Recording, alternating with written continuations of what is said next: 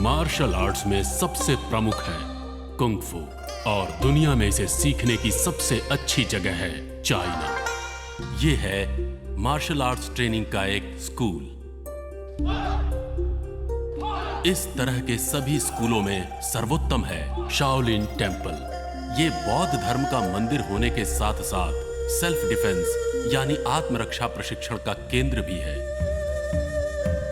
जिसने इन्हें इस कला को सिखाया और शाओलिन टेम्पल को बनाया, जो इनकी नजर में आज भी भगवान है, वो हैं पल्लव महाराज के तीसरे राजकुमार बोधिधर्मन, एक भारतीय।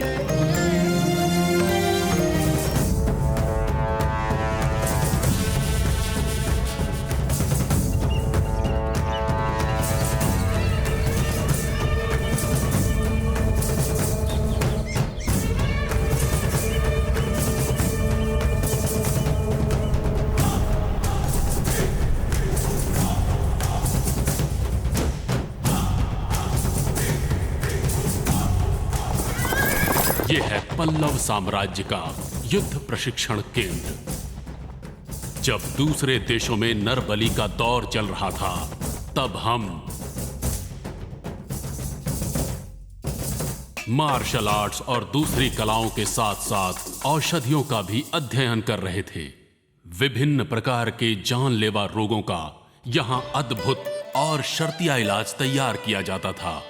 इन सभी कलाओं के साथ साथ सम्मोहन विद्या के भी महारथी थे बोधिधर्मन।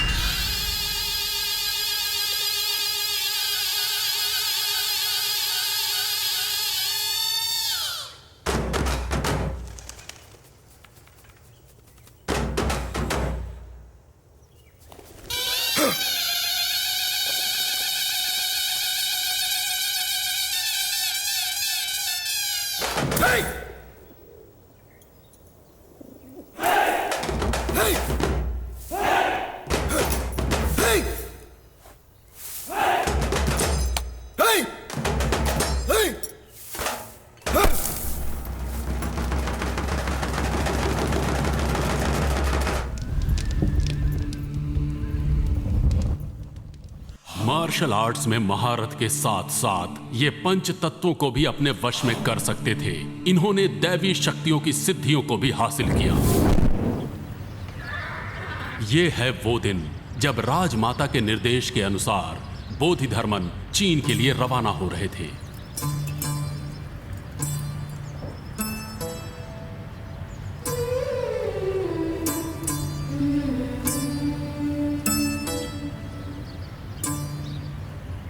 अगर राजमाता ने यह निर्णय ले ही लिया है कि मुझे चीन जाना चाहिए, तो अवश्य ये मुझे किसी भले काम के लिए भेज रही हैं। अनुमति देने के लिए धन्यवाद। ये मेरा लिखा हुआ अभिलेख है, उचित समय पर इसका उपयोग होगा। मुझे आशीर्वाद दीजिए।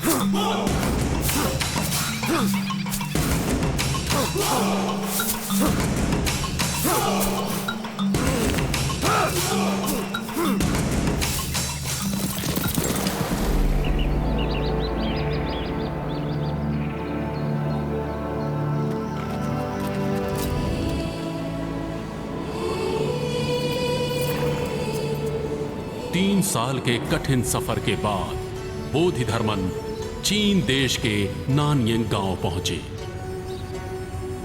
इस गांव के ज्योतिषियों की भविष्यवाणी के अनुसार यहां बहुत बड़ा संकट आने वाला है। 大难将至。那么从何来？ बोधि धर्मन के यहां पहुंचने पर गांव वालों ने उन्हें ही वो संकट समझ लिया।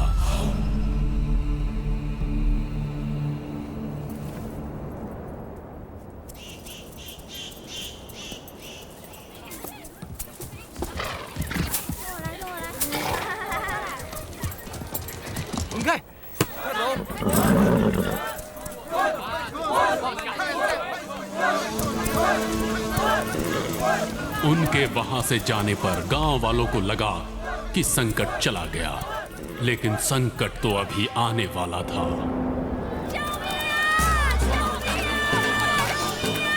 एक जानलेवा महामारी के रूप में जिसने किसी को नहीं बख्शना था।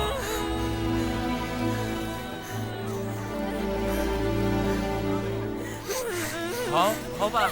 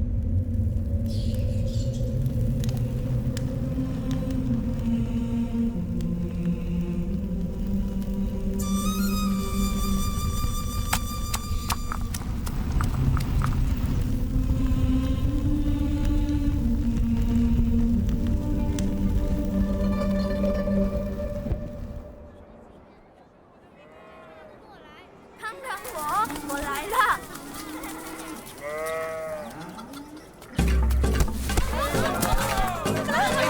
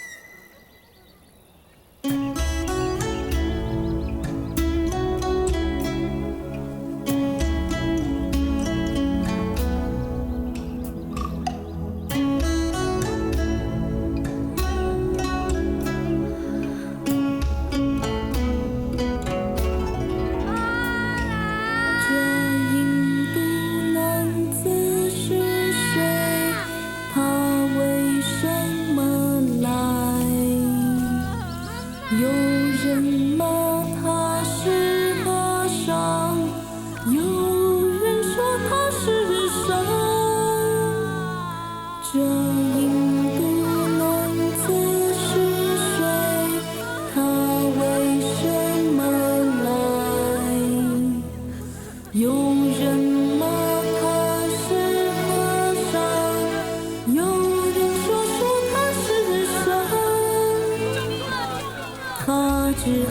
Mì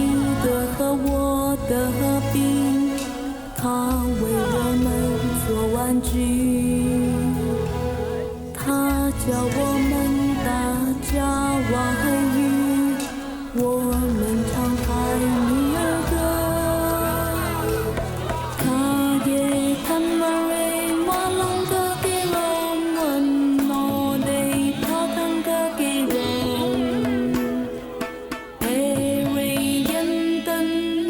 lỡ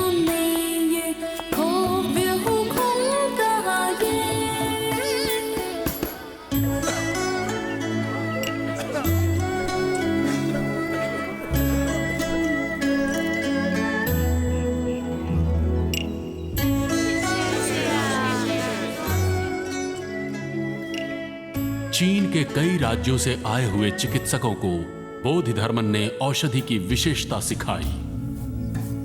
谢谢。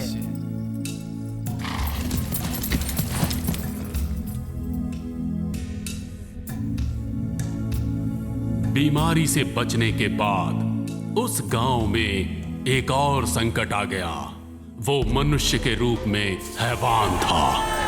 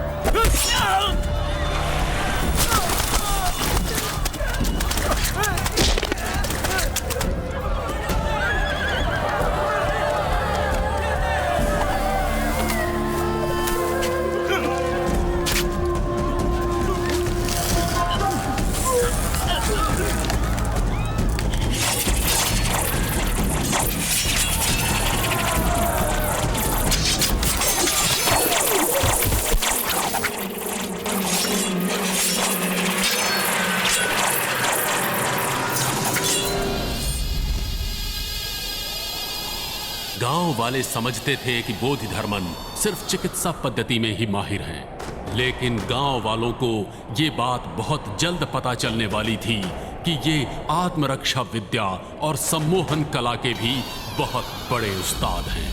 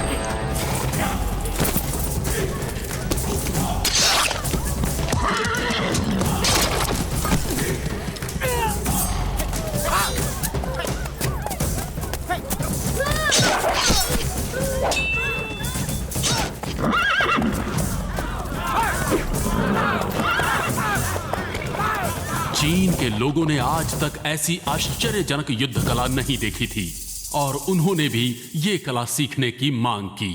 达摩，请你教我们武术，我们也是要学。谢谢，谢谢。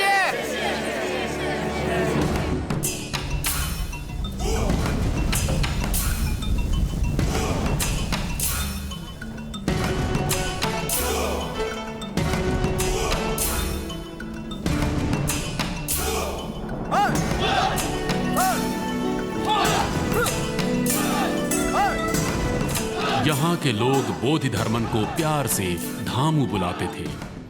वो उस गांव में रहकर अपनी कला सिखाने लगे। कई वर्षों बाद जब उन्होंने अपने वतन वापस जाने की इच्छा जताई, तब ज्योतिषियों ने उनके जाने के बाद फिर से संकट आने की भविष्यवाणी की। अगर इस संकट से बचना है तो बोधिधर्मन को यहीं रोकना होगा, किसी भी हाल में, जिंदा या मुर्दा। गांव वालों ने उन्हें रोकने के लिए उनके खाने में जहर मिला दिया, लेकिन बोधिधर्मन ये बात भली भांति जानते थे। उमंगतम दुग्ध 达摩，尽量 गांव वालों ने मांग की कि बोधिधर्मन के शरीर को उनके गांव में दफनाया जाए तो उनका देश बीमारियों और तमाम संकटों से मुक्त हो जाएगा। उनकी इस मांग को बोधिधर्मन ने स्वीकार कर लिया।